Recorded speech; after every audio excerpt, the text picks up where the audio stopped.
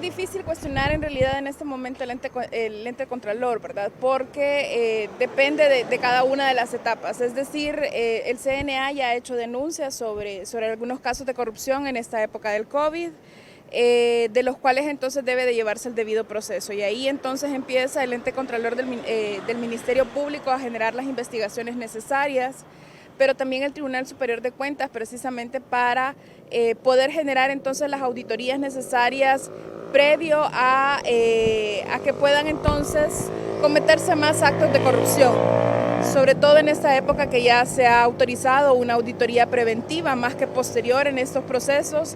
Entonces tenemos que esperar mucho más de lo que actualmente está haciendo el Tribunal Superior de Cuentas, por ejemplo, y la Procuraduría General de la República, que tiene que esperar precisamente a que lleguen a esos espacios para poder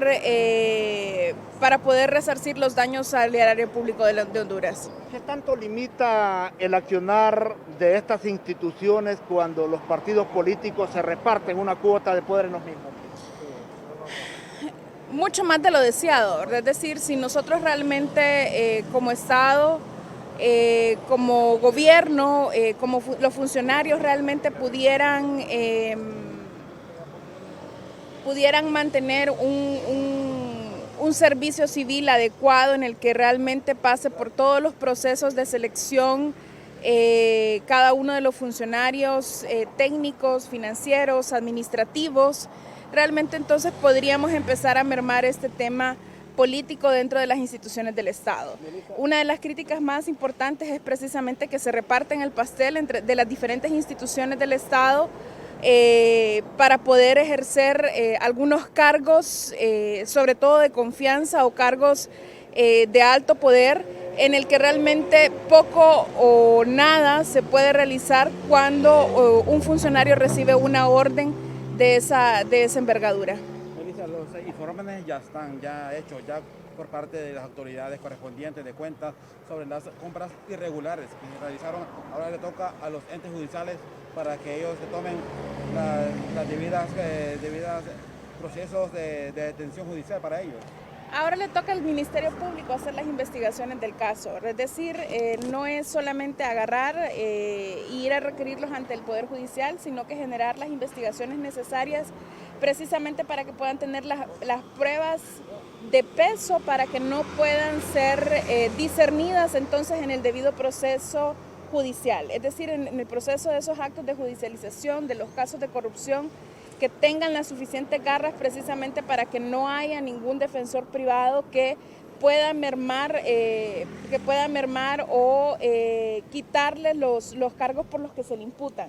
Realmente se está generando inclusive hasta jurisprudencia en estos casos de corrupción, y eso implica que las medidas que se tomen en este momento también pesan a largo plazo. Abogada, ¿hay contubernio, hay complicidad o qué en el fondo de estas instancias contraloras del Estado para poner al descubierto la trama de esta corrupción galopante?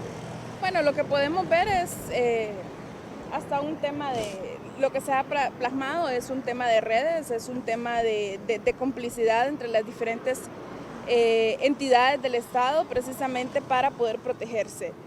No necesariamente que trabajan de forma conjunta entre una y otra institución, pero sí que puedan protegerse. Abogada, ¿cómo tomar o tener una sociedad beligerante ante esto que ha dicho usted, un código penal que los va a meter a 20 años de cárcel a aquellas personas que protesten contra los corruptos? ¿Cómo puede reactivarse la sociedad hondureña para denunciar a los corruptos? Lo único que nos queda es seguir protegiendo nuestra voz, seguir protegiendo precisamente ese derecho de la protesta y ese derecho de asociarse libremente para poder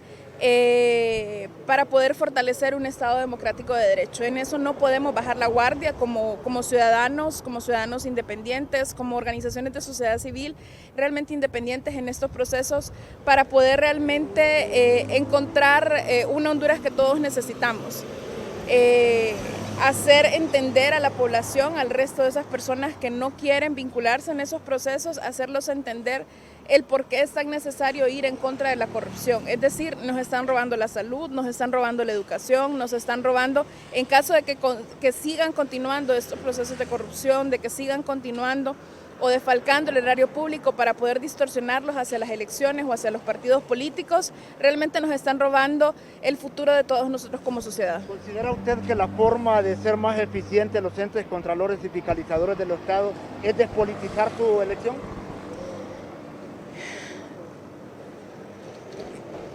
Esos son temas que aún están por verse, ¿verdad? Es decir, esas son propuestas que se han plasmado a lo largo de los plazos, despolitizar las diferentes instituciones, pasar por procesos de selección realmente efectivos, que puedan entonces dejar de ser cuestionables o dejar de